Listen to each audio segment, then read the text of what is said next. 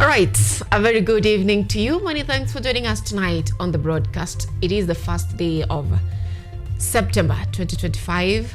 We are approaching the last quarter of the month, so if you had plans of the month, it is time to reflect on them. Now, so much has been in store for you this night. So much has been prepared for you in as far as news is concerned. But first, before we get into informing you, let's get an introduction.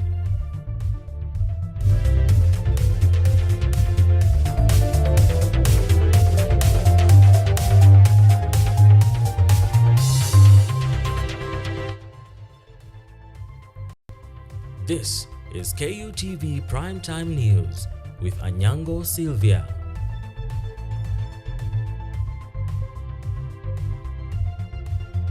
That is right. Tonight, I'm not alone in studio. I'm joined by Naomi Ombui on the sign language interpretation.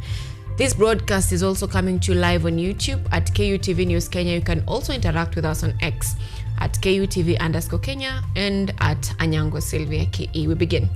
Now, tensions continue to rise at City Hall as Nairobi Governor Johnson Sakaja faces a possible impeachment. Members of the County Assembly have already collected at least 70 signatures out of the required 123 required to oust the governor. The move comes after heated speakers Kamukunji, where more than 90 MCAs cutting across both UD and ODM expressed discontent over his leadership. Key complaints include unfulfilled campaign promises, delayed bursaries, and a stalled World Development Fund. As pressure mounts, Sakaja has received a rare show of support from allies of former Deputy President Rigathi Gachagua.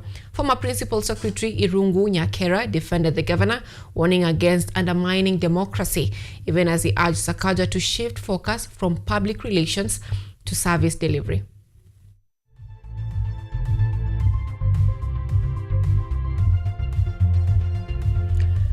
Now, shifting to matters education, junior secondary school teachers under the Kenya Junior School Teachers Association, that is KJUSTA, are demanding autonomy from primary schools. The teachers want junior schools to have independent boards, heads, and separate accounts for capitation funds, arguing they should operate with full independence like primary and secondary schools. Junior secondary school teachers are demanding for independence from primary schools. Representing over 72,000 members, Kenya Junior School Teachers Association Interim National Chairman James Odhiambo, addressing the media in Mombasa, said teachers have endured systematic challenges for nearly 3 years, including lack of professional identity, unclear career progression, and insufficient support. Ni wa primary. Ukienda hata kwa mchezo, viongozi wote wa michezo, mwenyekiti ni wa primary. Na naibu wake primary, treasurer primary, secretary primary. Walimu wa junior school wameachwa tu hapo kama wanafunzi wao. So hatuhusishwi katika masuala ya kuendesha elimu. Odhiambo argued that the current system where junior schools are placed under primary schools has caused confusion, overlapping responsibilities, and weakened accountability. He emphasized that grades 7, 8, and 9 are equivalent to secondary levels, adding there is no justification for denying them independence.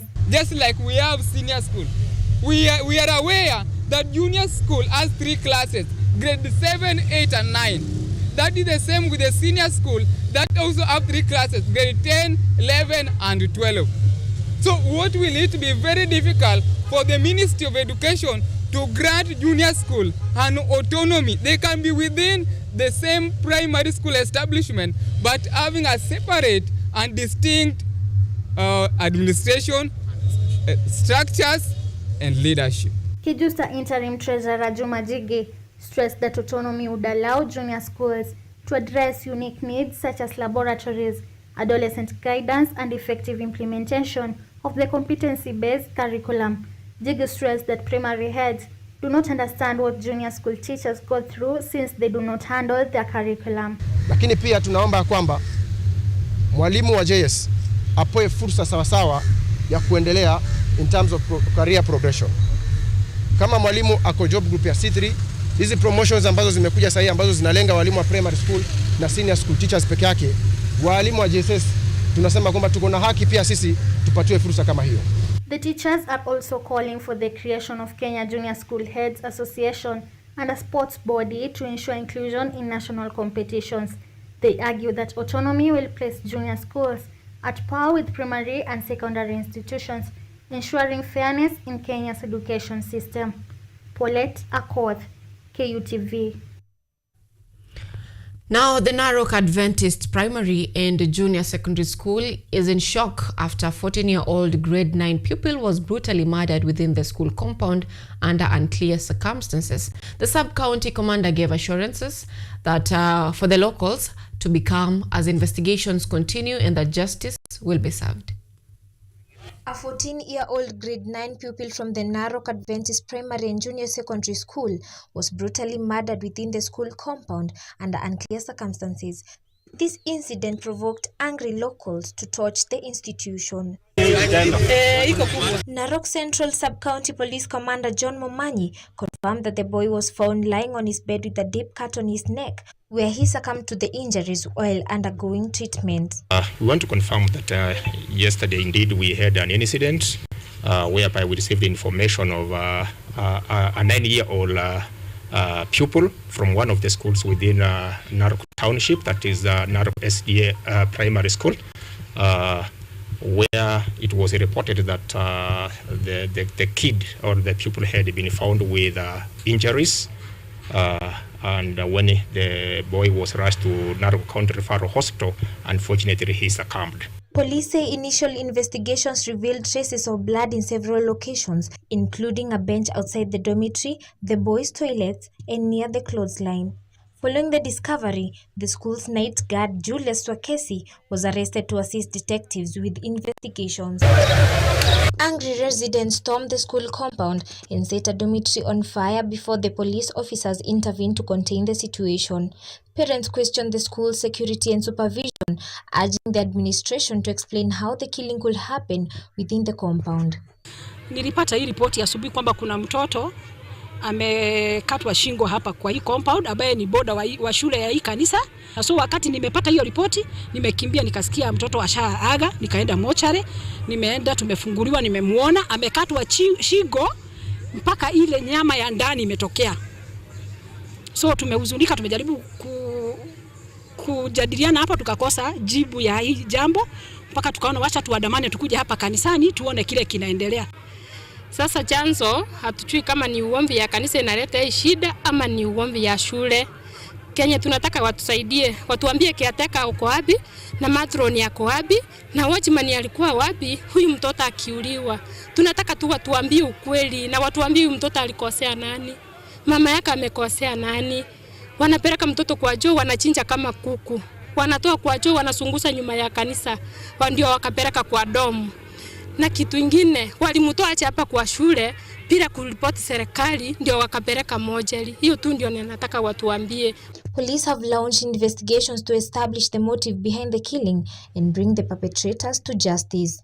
Rose Karuri, KUTV. And that is unfortunate. Let's hope the family of the young boy gets justice. Now moving on to politics. The Democracy for Citizens Party, DCP, has condemned the government over what it described as political threats and sabotage following the disruption of the meeting in North Mary on Sunday. The meeting was defined by confusion as police lobbied tear gas to disperse the crowd. Here's the full story. In the recent days, the Democracy for Citizen Party, led by former Deputy President Rigathi Gachagua, has come out to rubbish the government for using force through intimidation to silencing them. The party, which has seen a series of attacks from goons, continue to call on the security agencies to intervene and protect them, something which has proved to be a stumbling block. The recent attack has been that in Mbeya North, where Gashagua's team was attacked by young men armed with rungos with an aim of stopping a campaign rally held by the party. Following the scuffle, police officers on standby intervened by firing tear gas canisters to disperse the gathering, causing panic and forcing attendees, including the elderly, to flee. Wewe Rukuu, wewe umepewa kiti ya waziri, tukafikiria akili yako itakuwa kubwa kubwa. Sasa wewe unaleta guns kwa mkutano ambayo iko na kina mama, mkutano ambayo iko na wazee. Semeni shetani ashindwe, shetani ashindwe. Wangapi wanasema shetani ashindwe, shetani ashindwe? Wangapi wanasema shetani ashindwe, shetani ashindwe? Na nienda kumera, uwezi anza siasa alafu uanze na vita na mshinde. The attack is said to be another plot by unknown leaders to instill fear in the opposition ahead of the upcoming by-elections. The leaders were again forced to leave Kiria and hold another meeting where they continued to fire warnings on President Ruto government, which they have stated is financing the unlawful acts. Kama unapanga goods inamaanisha ushaanguka chini. Kwa hivyo wewe Kevoi jitayarishe kuapishwa kama mbunge wa Mbele North tarehe 27 November 2025. I want to condemn siasa ya vujo. Enda upeane sera yako. Wananchi si wajinga. Mnajua yule mtachagua. Ndio siasa ya vita ni ya nini? This incident signals a fiercely competitive campaign period, with the DCP party facing strong opposition from their rivals, including the UDA party, each seeking to secure support of the local electorate. Caroline Kimwele, KUTV. Thank you, Kimwele. Now that story takes us to the very first break on the broadcast tonight. Stay with us.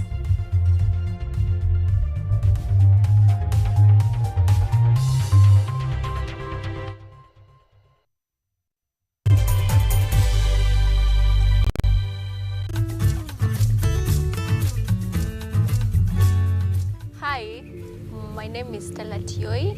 Jina langu naitwa Okemwa Mukwa James. This is Mandela Gaya. Ugonjwa ulipokuja ulichukua siku 3 ukaniweka in coma. 20 wamezikwa, 2 ndio wako hai. I don't even know how it feels to see. I feel like I cannot express myself well the way somebody who can walk can actually express themselves. Ilichukua muda mwingi mrefu tena mpana ili kuikubali kwamba mimi siwezi tembea tena. I've come to actually accept myself. Ukijaribu kumsimamisha mtu umwambie tafadhali nionyeshe njia, they find it quite strange talking to you. You should just make schools integrate, inclusive setups by providing the right facilities.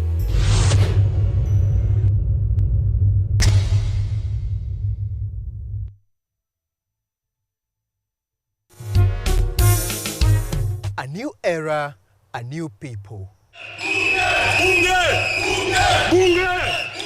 This is the Law Matters Show.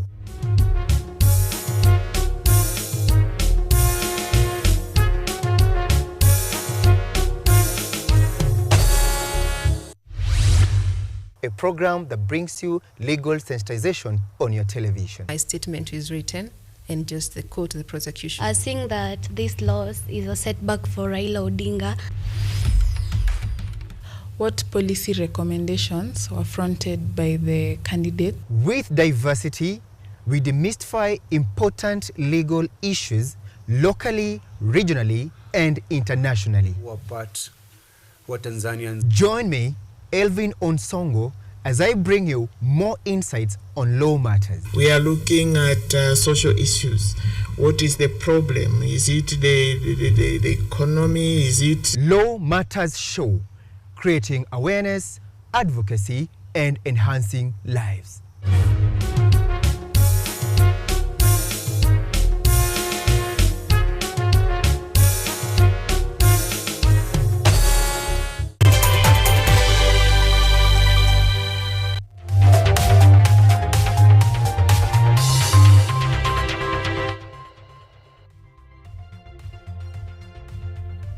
You are watching KUTV Primetime News with Anyango, Sylvia.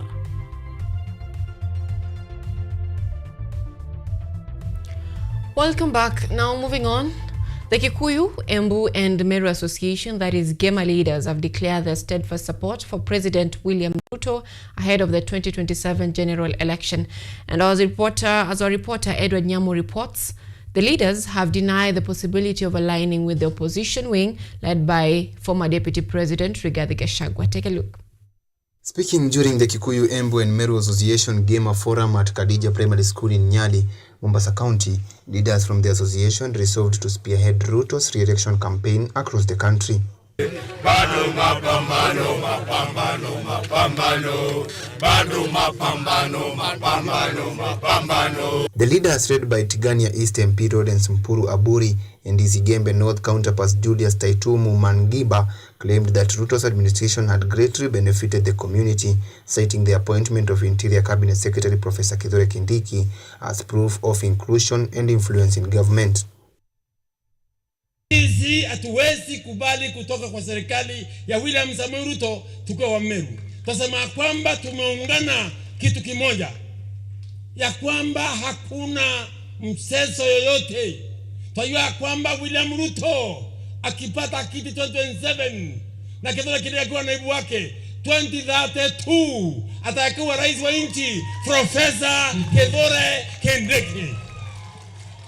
The sentiments from the leaders continue to stir more differences in the Mount Kenya region as leaders continue to position themselves ahead of the upcoming 2027 elections.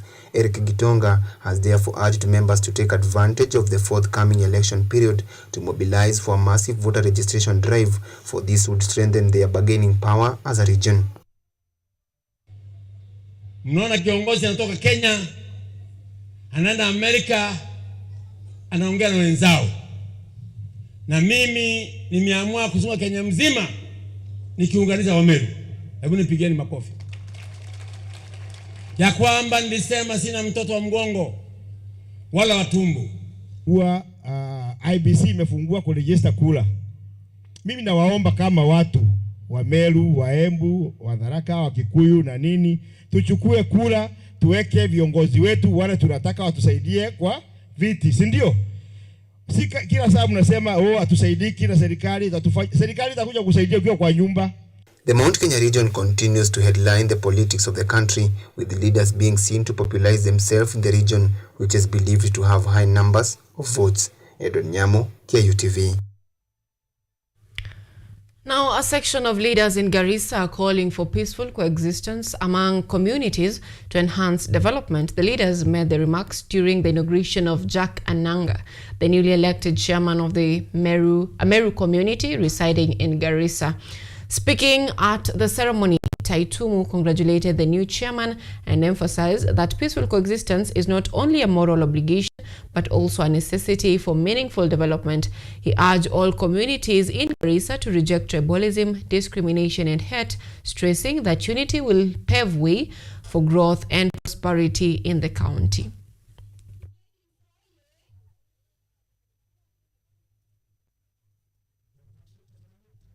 Sisi 2027 tunasupport William Ruto kwa sababu ya yale promises alimade.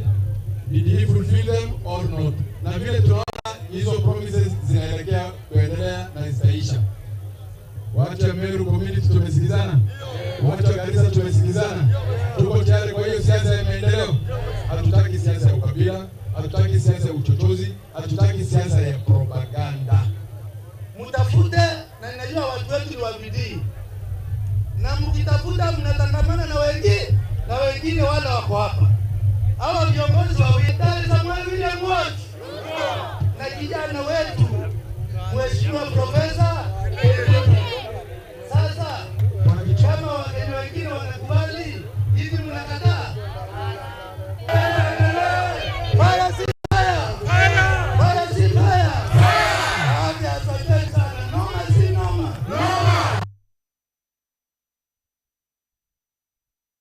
All right, now moving on to another sad story tonight involving a minor. 3 men have been arraigned before a Mombasa court charged with sodomizing a 15-year-old boy in Ganjoni, Mombasa County.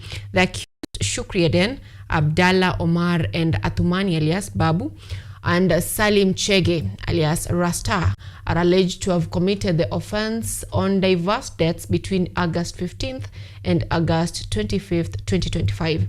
They faced charges of defilement and committing an indecent act with a minor, contrary to the Sexual Offences Act. Appearing before Resident Magistrate Green Odero Dero, the accused denied the charges. The court ordered that the case be mentioned on September 9th, 2025 for further directions.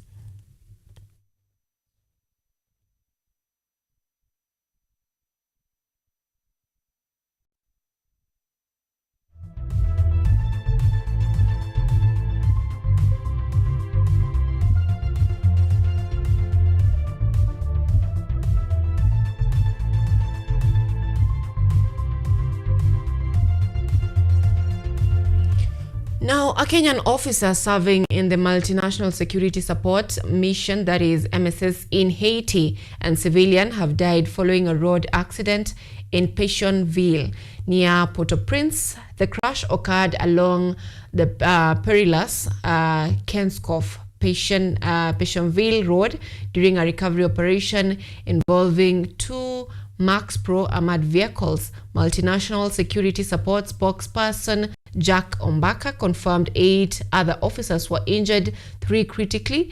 The wounded were rushed to Lambert Sante Hospital, with the critically injured set for evacuation to the Dominican Republic. The officer's nationality was not officially disclosed, though the local media identified him as Kenyan. The MSS mission extended condolences to the bereaved families, calling the incident a painful setback as the force works to restore order in gang-based Haiti.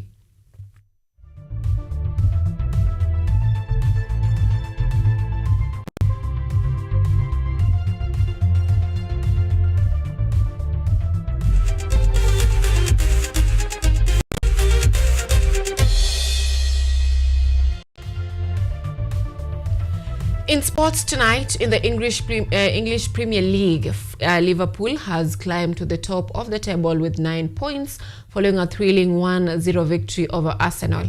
A brilliant strike by Dominic in the 83rd minute sealed the win for the Reds, leaving the Gunners in third place with 6 points behind Chelsea, who sits second with 7 points. Elsewhere, Manchester City's shaky start to the season continued after suffering a second consecutive defeat.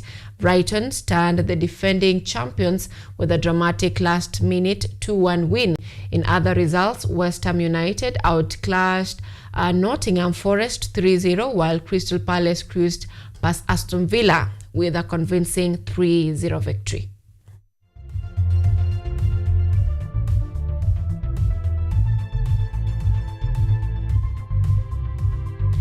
Now, it's transfer deadline day across Europe, and the action has been nothing short of drama. Liverpool have completed a British record £125 million move for Newcastle's Alexander Isak, while Newcastle themselves have closed in on Brentford's Johan Wissa for around £55 million. Manchester United have opted to bring in 23-year-old Sen Lamens as their new goalkeeper for approximately €21 million, rejecting Emiliano Martinez, who remains unsettled at Aston Villa. Over at Villa, a loan move for Jadon Sancho is underway, while talks continue with Liverpool's Harvey Elliott. Meanwhile, Manchester City has secured the signature for PSG keeper Gianluigi after a fruitful move of Ederson to Fenerbahce for roughly €14 million. Arsenal have secured Pero on loan for Leverkusen, clearing the way for Jakub switch to Porto. In short, as the clock ticks towards deadline, Europe's top leagues are witnessing a blockbuster finale, bringing last-minute drama, record-breaking deals, and strategic squad reshuffles across the continent.